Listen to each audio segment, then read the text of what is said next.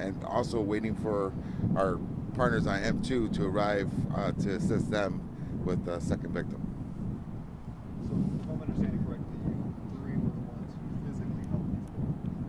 It was us three and another officer, Officer Neil Chantel, that he works afternoons on this unit.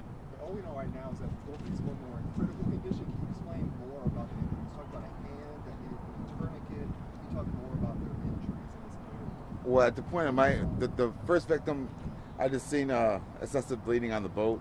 So right away, I wanted to just apply direct pressure on her injury on her hand. At that point, I wasn't really expecting what kind of injury or how severe it was. I just knew there was excessive bleeding on the boat. So I applied a tourniquet on her arm just to minimize the bleeding while we can get her transported to the Navy Pier bus turnaround. Yes. Can you talk about that? This is the other victim, correct? Gotcha. Am I just still rolling? Or? Yeah. You just talk about your experience and what injuries she had, what condition she was in, just walk us through. Yeah, so the victim that was on the stern was conscious. And again, we had placed a victim on my shoulders, and we transported her onto our police vessel with the assistance of Officer Neil Shelton L.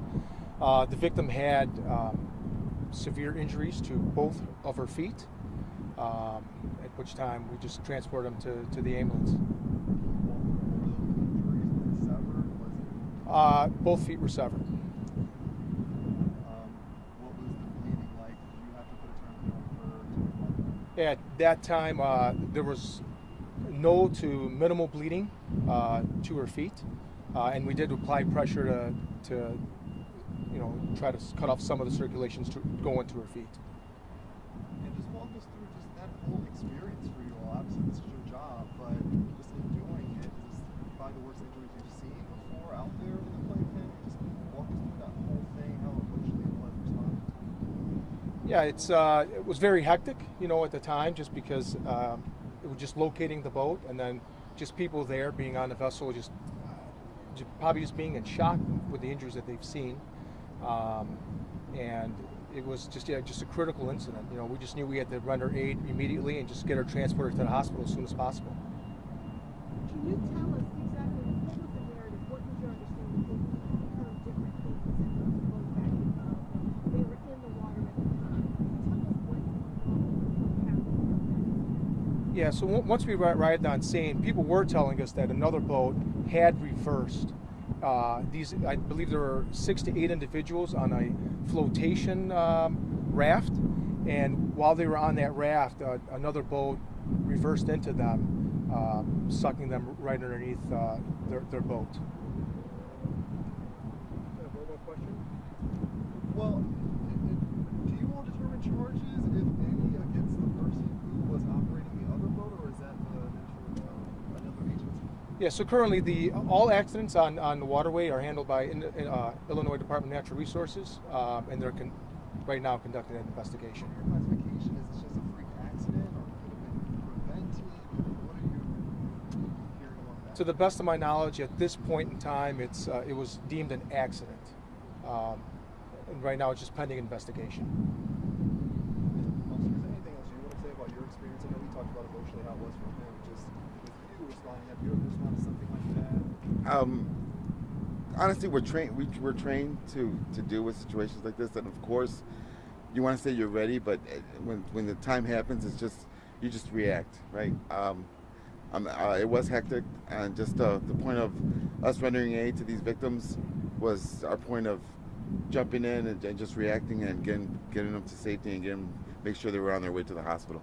If I understand correctly, there were other people in there helping these victims out before you got there, so there were some good Samaritans there. I believe the victim that I was helping, her husband actually helped her get on top of the private vessel before we got there, so she was literally hanging on. Either she was halfway in, halfway out of the actual boat that was helping out.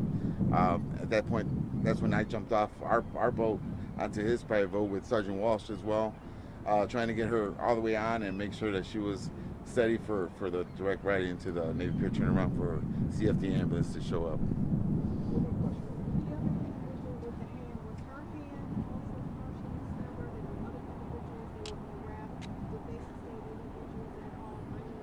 as the time reported there, when we were located back to the boat, there was no other injuries reported.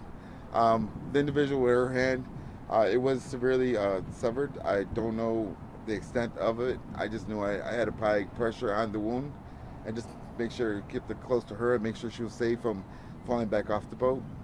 And then that's when I just applied the tourniquet to minimize the bleeding of it.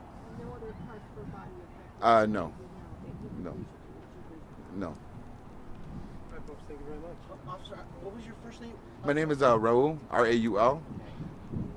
Last name Chavarria. Thank you. You're welcome. Thank Do you. you know the name of the boat company that hit you? I We can don't. get that info for you. Yeah. Yeah. Well, who's investigating DNR? So. Yeah. Yeah, we'll have to. You probably have to contact DNR for that.